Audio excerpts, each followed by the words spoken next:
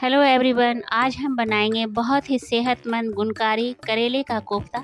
बनाना बहुत ही आसान है। बनाने का तरीका इस तरह से है कि 80% कड़वाहट कम हो जाएगी। जिन लोगों को करेला पसंद है उनके लिए तो ये सोने पे सुहागा होने वाला है, लेकिन जिन लोगों को पसंद नहीं कड़वाहट की वजह से, वो भी इसे मांग मांग के खाएंगे। तो चलिए बनाना शुरू करते हैं। अगर रेसिपी अच्छी लगे तो लाइक कर देना प्लीज़। तो यहाँ पे मैंने 500 ग्राम करेला लिया है, जिसे अच्छी तरह से धो लिया है। छोटे वाले करेले हैं, ज़्यादा मोटे मोटे करेले मैंने नहीं लिए हैं और बिल्कुल टाइट है। अब क्या करेंगे, ऊपर और नीचे दोनों से थोड़ा थोड़ा कट कर लेंगे और बीच में से 2 पार्ट डिवाइड कर देंगे, ताकि अंदर जो अगर हार्ड बीज हो तो उसको हम निकाल दें, और अगर सॉफ्ट बीज हैं आपके तो उसको आप रहने दें, उसके साथ ही इस्तेमाल करें। हार्ड बीज को बिल्कुल हटा दीजिएगा, क्योंकि वो दांतों में फंसते हैं। तो ये सारे करेले मैंने 2 पार्ट में डिवाइड कर दिए हैं। अब छोटे छोटे टुकड़ों में कट कर लेंगे।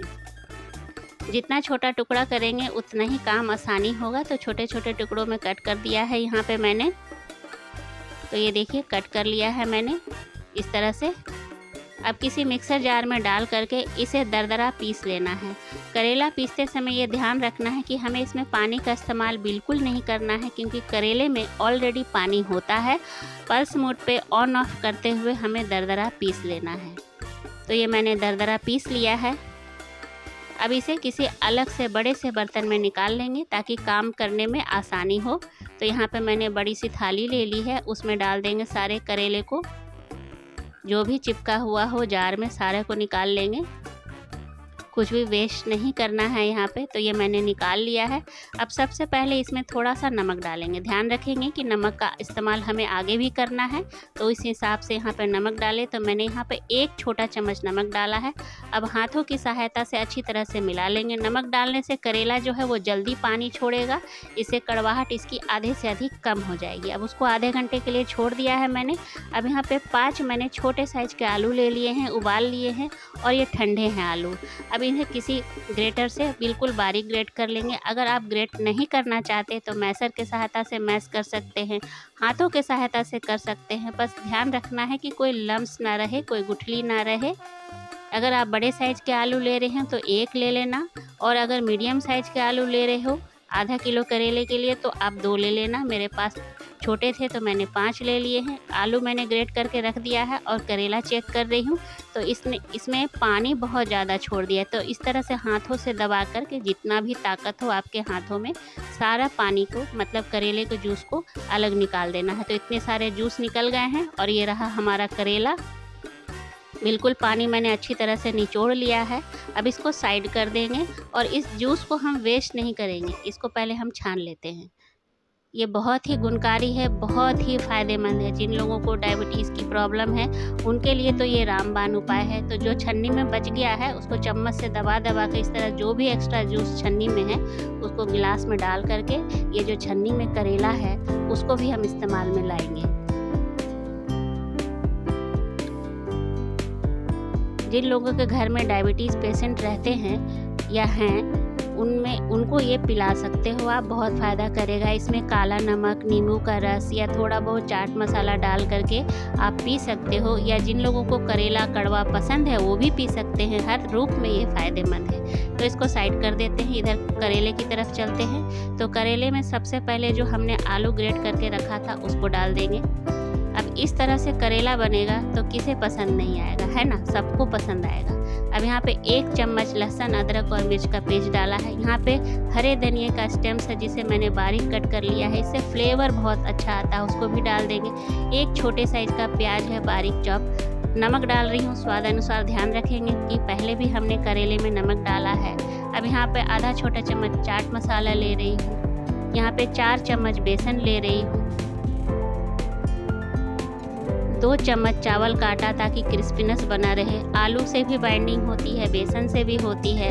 आप अब क्या करेंगे, इसे अच्छी तरह से हाथों से मिलाते हुए एक डो के फॉर्म में चेंज कर लेंगे। अब इतना होने के बाद कोफ्ता किसे पसंद नहीं आएगा? एक बात बताऊं, आप इसे एज अ स्नैक्स भी खा सकते हो। गरम गरम स्नैक्स बहुत ही टेस्टी लगता है। मैंने खुद ट्राई किया है, तभी बोल रही हूँ। तो एक डो की फॉर्म में ये चेंज हो गया है। अब हाथों को साफ करके हल्का सा तेल लगा करके अब इसे छोटे छोटे कोफ्ता बना लेंगे।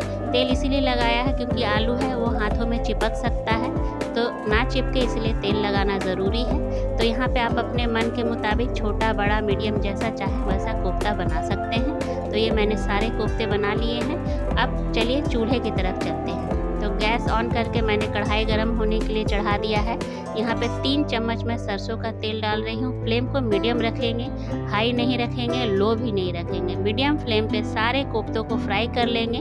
और जब कोफ्ते सब डाल दिया है तो यहाँ बिल्कुल टच नहीं करना है कुछ देर के लिए। कुछ देर के बाद ही इन कोफ्तों को चम्मच से टच करना है। तो थोड़े कुछ देर हो गए थे, अब उलटते पलटते हुए गोल्डन ब्राउन होने तक इन कोफ्तों को फ्राई कर लेना है। ट्राई कीजिएगा ये रेसिपी। थोड़ा सा मेहनत है कोफ्ता बनाने में, बाकी और कुछ नहीं, लेकिन बहुत ही फ़ायदेमंद है, बहुत ही गुणकारी है। जिन लोगों को कोफ्ता पसंद नहीं आता वो ज़रूर ट्राई करना। सॉरी, कोफ्ता नहीं, करेला पसंद नहीं आता वो ज़रूर ट्राई करना, ज़रूर अच्छा लगेगा। गरम गरम खाना अच्छा लगेगा। तो यहाँ पे सारे कोफ्ते हमारे फ्राई हो गए थे, तो इसे अलग बर्तन में निकाल लेंगे। तो वापस से उसी तेल में यहाँ पे मैं कुछ मसाले ले रही हूँ। आधा छोटा चम्मच जीरा है, दालचीनी है, आधा छोटा चम्मच हींग है, एक तेज पत्ता है, 4 लौंग है, एक बड़ी इलायची है, एक छोटी इलायची है। यहाँ पे मैंने एक बड़े साइज का प्याज लिया है, बारीक चॉप। प्याज यहाँ थोड़ा सा ज़्यादा लगेगा क्योंकि प्याज के मिठास की वजह से करेले का कड़वापन भी कम होता है। तो यहाँ मीडियम फ्लेम पे प्याज को मैंने अच्छा सा कलर दे दिया है। अब यहाँ पे एक बड़े साइज का टमाटर है जिसका मैंने पेस्ट बना लिया है। अब इसको टमाटर डालते के साथ यहाँ पे नमक डालेंगे। नमक डालते समय ध्यान रखेंगे कि सिर्फ हमें ग्रेवी के लिए नमक चाहिए। कोफ्ते में हमने नमक डाल दिया है। तो यहाँ पे मैंने 1 छोटा चम्मच नमक डाला। यहाँ पे मसाले हैं सूखे, 1.5 चम्मच धनिया पाउडर, आधा छोटा चम्मच हल्दी, आधा छोटा चम्मच लाल मिर्च, 1 छोटा चम्मच सब्जी मसाला और 1 छोटा चम्मच कश्मीरी लाल मिर्च है। सबको डाल करके अच्छी तरह से मिक्स कर लेंगे और फ्लेम को यहाँ पे बिल्कुल लो रखेंगे। यहाँ पे 1 चम्मच लहसुन, अदरक और मिर्च का भी पेस्ट डाल रही हूँ। यहाँ पे मैं डालना भूल गई थी, इसलिए थोड़ी देर में ही डाल देती हूँ। तो डाल दिया है। अब यहाँ पे लीड लगाकर इसे लो फ्लेम पे भुनने देंगे। तो 3 से 4 मिनट तक मैंने मसालों को भुना है लो फ्लेम पे। मसाला हमारा जो है अच्छी तरह से भुन गया है, ये देखिए।